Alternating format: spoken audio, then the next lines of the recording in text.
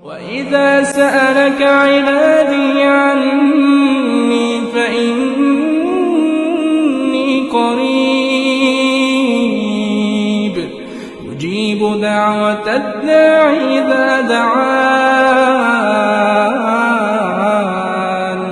فليستجيبوا لي وليؤمنوا بي لعلهم يرشدون